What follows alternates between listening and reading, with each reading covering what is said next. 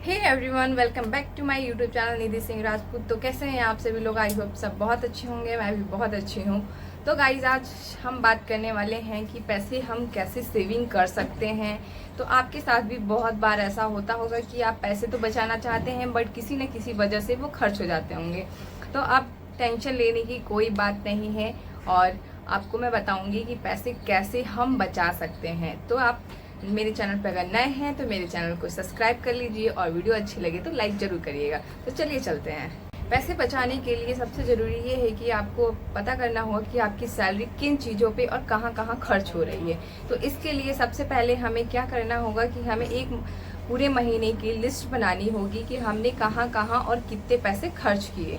तो हमें इससे महीने के एंड में पता चल जाएगा कि हमने कितने पैसे खर्च किए हैं। ऐसा हम 1 से 2 महीने करेंगे, और हम अपने पूरे खर्चे जितने भी होते हैं उनको ऑब्जर्व कर लेंगे अच्छे से। जब भी आप घर का सामान लेने जाते हैं तो राशन उधार ना लेके नगद लें।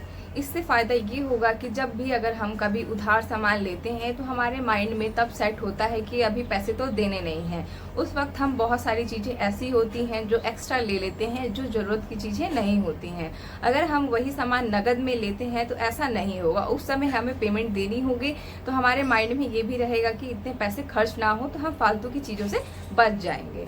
अगर सच में आप अगर मनी सेव करना चाहते हैं तो आपको ज़रूरत और चाहत की चीज़ों को समझने की बहुत ज़्यादा ज़रूरत है। ऐसा इसलिए क्योंकि हम बहुत सी चीज़ें ऐसी होती हैं जो हमारी ज़रूरत की नहीं होती हैं, बट फिर भी हम इंजॉय के लिए, अपनी खुशी के लिए खरीद लेते हैं। मैं ऐसा नहीं कहती कि ऐसा नहीं करना चाहिए, खरीदना चाहिए, बट जितनी ज़रूरत हो।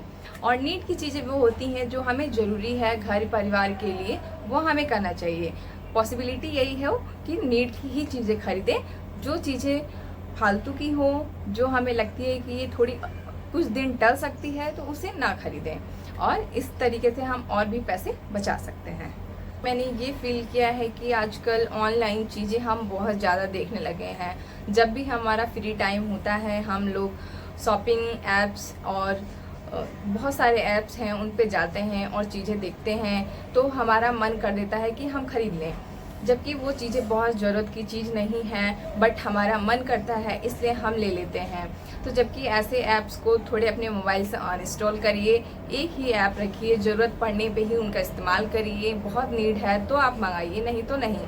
अदरवाइज़ आप ऑफलाइन जाके लें तो ज़्यादा बेहतर है, क्योंकि ऑनलाइन में ऐसा होता है कि डिलीवरी चार्जेस, सर्विसेज चार्जेस, ये बहुत एक्स्ट्रा चार्जेस होते हैं, और क्वालिटी भी बहुत अच्छी नहीं होती है। अगर वही सामान हम ऑफलाइन जाके लेते हैं, अच्छी क्वालिटी में और सस्ते में मिल जाती है। तो हमें ऑनलाइन चीज़ों को थोड़ा अवॉइड करना चाहिए और ऑफलाइन जाके लेना चाहिए। और हम बहुत सारे ऐसा भी होता है कि आजकल जैसे कि फ़ोन पे, मतलब कैश से रिलेटेड, पेमेंट से रिलेटेड बहुत से ऐप हैं जो हमने अपने फ़ोन में इंस्टॉल कर रखे हैं, और हम ऑनलाइन पेमेंट करते हैं। जब मन किया ये ले लिया, जब मन किया वो ले लिया। तो मुझे तो ऐसा लगता है कि ये बहुत ज़्यादा फालतू का खर्चा हो जाता है। जब से मैंने भी यूज़ किया है ये सारी चीज़ें, बहुत पैसे वेस्ट होते हैं। फ़ायदा भी है, नुकसान भी है। तो मैं तो यही कोशिश करती हूँ कि 1 से 2 ऐप हों, ताकि खर्चा भी लिमिटेड हो और पैसे भी बचे रहें। तो अवॉइड करना चाहिए। हमें हर महीने अपनी सैलरी का कुछ % ज़रूर इन्वेस्ट करना चाहिए और सेविंग करना चाहिए, ताकि ज़रूरत पड़ने पे इन फ्यूचर हमें किसी से ना मांगना पड़े, और हमारे पास रहेंगे तो वो काम ही आएंगे, वेस्ट नहीं होंगे। तो हमें हर महीने अपनी सैलरी का कुछ % सेविंग में रखना चाहिए, ताकि वो इमरजेंसी पड़ने पे आपके काम आ सके। बहुत से लोग ऐसा नहीं करते हैं, जबकि सेविंग करना बहुत ज़रूरी है। तो आज से ही सेविंग करना आप स्टार्ट कर दीजिए। और मेरी वीडियो अगर आपको अच्छी लगी हो तो लाइक, कमेंट, शेयर ज़रूर करिएगा। और मेरे चैनल पे नए हैं तो चैनल को सब्सक्राइब भी कर लीजिएगा। और कुछ गलती हुई हो तो उसके लिए सॉरी। बाकी मिलते हैं आपको next video. Thank you so much.